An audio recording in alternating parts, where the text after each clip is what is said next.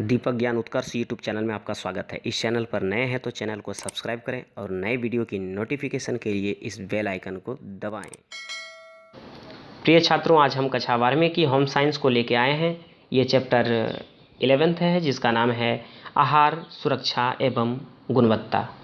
इससे पहले का वीडियो अगर आप नहीं देखे हैं तो चैप्टर 1 से लेकर 10 तक का वीडियो आप देख सकते हैं। वीडियो के डिस्क्रिप्शन में उसका लिंक है, आप जाके बारी बारी से उस सारे अध्याय को आप देख सकते हैं। तो चलिए आज हम समझते हैं आहार सुरक्षा एवं गुणवत्ता के बारे में। तो चलिए हम इसको समझते हैं। प्रायः भोजन द्वारा आसानी से फैलने वाले कीटाणु हमारे अपने हाथों, चेहरे, बाल, नाक, मुंह तथा आंतरिक भागों में उपस्थित होते हैं। जी हाँ, प्रायः क्या होती है कि जब भी हम भोजन करते हैं तो भोजन द्वारा क्या होती है, हमारे शरीर में कीटाणु फैल जाते हैं और वो कीटाणु हमारे हाथों से हमारे चेहरे, बाल, नाक, मुंह तथा आंतरिक भागों में उपस्थित होते हैं और वो बिल्कुल क्या होती है, भोजन के दौरान हमारे शरीर में फैलते हैं। ताजे कच्चे फल तथा सब्जियों को परोसने अथवा पकाने से पहले जल से क्या कर लेनी चाहिए, धो लेनी चाहिए। कूड़ा और कूड़ा करकट भोजन पकाने तथा भंडारण क्षेत्र से दूर होना चाहिए। कूड़ा करकट जो हम जमा करते हैं हम अपने घर के कचरे को, वो जहाँ हम भोजन पका रहे हों तो भोजन पकाने के स्थान से या फिर जहाँ मेरा भोजन का जो भंडारण होता है उस क्षेत्र से, यानी उस जगह से कूड़े करकट के जो फेंकने की जो जगह होती है वो हमारे इन सारी क्षेत्रों से अलग होनी चाहिए, दूर होनी चाहिए। और गला खराब एवं फोड़े फुंसियों आदि व्यक्ति भोजन को हाथों से ना छुएं। कहा जा रहा है कि जो भी व्यक्ति को ज्वार हो, गला खराब हो या उनको फोड़े फुंसी आदि इन सारी चीज़ों से अगर वो ग्रस्त है तो वैसे में उन व्यक्तियों को भोजन को हाथों से नहीं छूना चाहिए, क्योंकि अगर वो हाथ से छू लेता है तो भोजन क्या होगी, दूषित हो जाएगी। और यदि अगर वो भोजन को कोई करता है, निरोग व्यक्ति, स्वस्थ व्यक्ति, तो वो भी क्या होंगे, इन रोगों के शिकार हो जाएंगे, क्योंकि भोजन दूषित हो जाएगा। भोजन को मक्खियों से बचाएं और भोजन को छूने, खाने से पहले व बाद में क्या करनी चाहिए, हाथ को साबुन से अच्छी तरह धो लेना चाहिए। जब भी हम भोजन कर रहे हों या फिर भोजन को हम छू रहे हों तो उससे पहले हमें क्या करनी चाहिए, छूने से पहले या खाना खाने से पहले हाथ को साबुन से अच्छी तरह धो लेना चाहिए और उसके बाद में भी हाथ को धो लेनी चाहिए। ऐसा आप कई बार सुने होंगे कि खाना खाने से पहले और खाना खाने के बाद हाथ को साबुन से अच्छी तरह से धो लेनी चाहिए। फिर जो अगला टॉपिक है वह है व्यक्तिगत स्वच्छता, कि खुद से हम कैसे स्वस्थ रह पाएँ।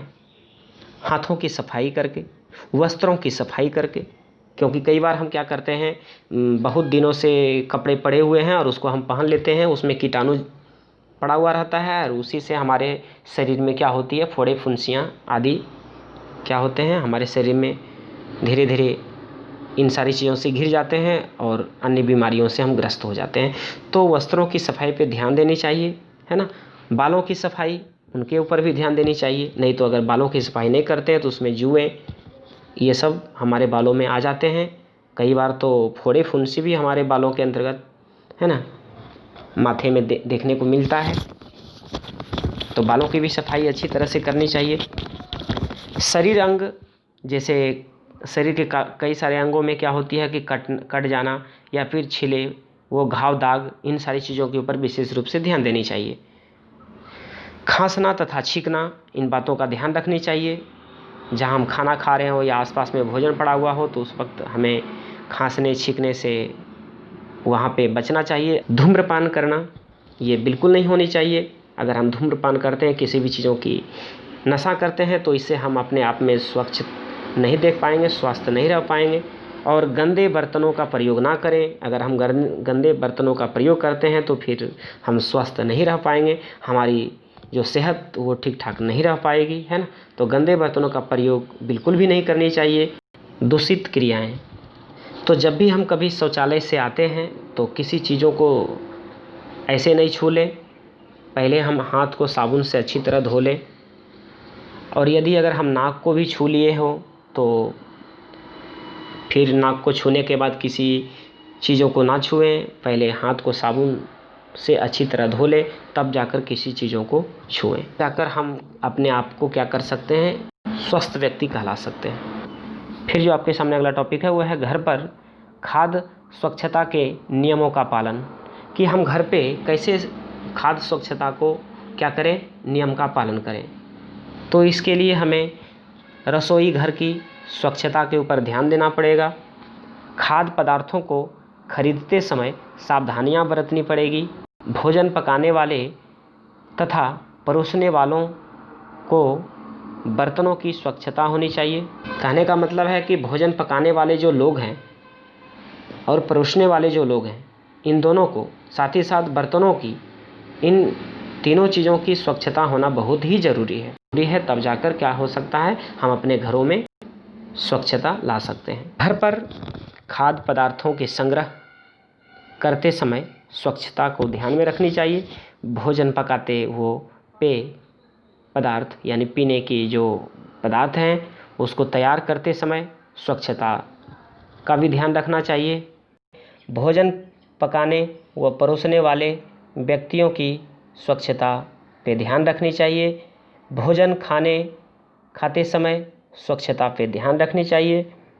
कुछ भोज्य खाद्य पदार्थ में उपस्थित आंतरिक विष से बचाव के लिए संबंधी इससे सावधानियां बरतनी चाहिए, जैसे कि रोगी जानवरों का मांस नहीं खानी चाहिए, विषैले मछलियां नहीं खानी चाहिए, विषैले खाद्य पदार्थ नहीं खाने चाहिए।